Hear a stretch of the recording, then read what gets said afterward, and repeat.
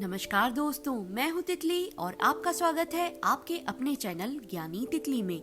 साल में आने वाली सभी एकादशियां महत्वपूर्ण होती है और उनमें से कुछ एकादशियां विशेष कामनाओं की पूर्ति के लिए की जाती है। उन्हीं में से पौष पुत्रदा एकादशी का भी विशेष स्थान है। मान्यता है कि इस व्रत के प्रभाव से योग्य संतान की प्राप्ति होती है। हर साल पौष माह के शुक्ल पक्ष की एकादशी को पौष पुत्रदा एकादशी का व्रत रखा जाता है। इस दिन सृष्टि के पालनहार श्री हरि विष्णु की आराधना की जाती है। इस व्रत की महिमा से जुड़ी एक पौराणिक कथा भी प्रचलित है, जिसके अनुसार भद्रावती नामक नगरी के राजा सुकेतुमान और उनकी पत्नी शैव्या हमेशा उदास व चिंता में रहते थे, क्योंकि उनके कोई संतान नहीं थी। यहाँ तक कि राजा के पितृ भी रो रो कर पिंड लिया करते थे और सोचा करते थे कि राजा के बाद उन्हें कौन पिंड देगा। राजा भी रात दिन यही सोचता था कि मृत्यु के बाद उनकी आत्मा की शांति के लिए कौन उनका श्राद्ध करेगा। वे इस बात से इतना दुखी हो गए कि एक दिन उन्होंने अपना शरीर त्यागने का निश्चय किया, परंतु आत्मघात को महान पाप समझकर उन्होंने ऐसा नहीं किया। एक दिन हताश राजा अपने राज्य और सभी सुख सुविधाओं को छोड़कर घने जंगल में चले गए और कुछ समय वन में भटकने के बाद उन्हें प्यास लगने लगी। तब उन्हें थोड़ी दूरी पर एक तालाब दिखा, जिसके चारों ओर ऋषि मुनियों के आश्रम बने हुए थे। मुनियों को देख राजा उन्हें दंडवत प्रणाम करने लगे। राजा की विनम्रता देखकर मुनि बहुत प्रसन्न हुए और कहा, हे राजन, हम तुमसे अत्यंत प्रसन्न हैं। तुम्हारी क्या इच्छा है वह कहो। यह सुनकर राजा ने बहुत दुखी मन से कहा, महाराज, मेरे कोई संतान नहीं है। यदि आप मुझ पर प्रसन्न हैं तो एक संतान देने का वरदान दीजिए।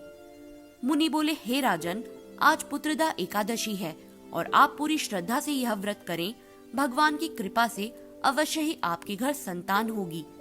मुनि के वचन सुनकर राजा ने उसी दिन एकादशी का व्रत किया और द्वादशी को उसका पारण किया।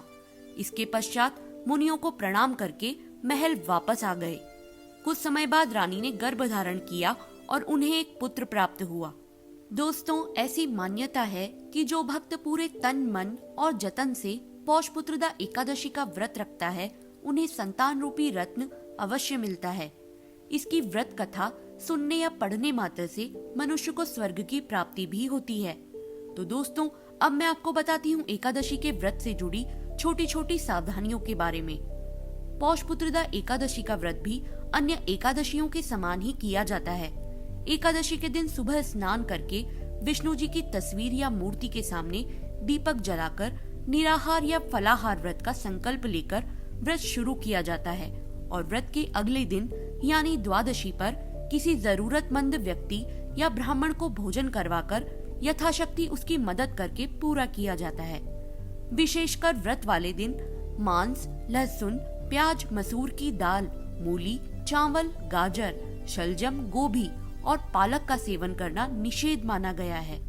साथ ही सभी प्रकार के भोग विलासों से दूर रहकर पूर्ण ब्रह्मचर्य व्रत का पालन करके स्वयं को भगवान विष्णु के चरणों में समर्पित करके इस व्रत को पूरी श्रद्धा से किया जाता है। इस साल 2021 में पौष पुत्रदा एकादशी तिथि का आरंभ 23 जनवरी शनिवार रात 8:56 से और एकादशी तिथि का समापन 24 जनवरी रविवार रात 10:57 पर होगा। इसीलिए आप 24 जनवरी रविवार को एकादशी का व्रत रखेंगे, जिसका पारण दूसरे दिन 25 जनवरी सोमवार सुबह 7:49 से सुबह 9 बजे तक रहेगा। तो दोस्तों, यह जानकारी आपको कैसी लगी नीचे कमेंट सेक्शन में कमेंट करके जरूर बताइएगा। और अगर यह वीडियो आपको अच्छी लगी हो तो इसे लाइक, शेयर और मेरे चैनल को सब्सक्राइब करना ना भूलिएगा। इसी के साथ मैं तितली आपसे आज्ञा लेती हूँ और मिलती हूँ अपने अगले वीडियो में। धन्यवाद।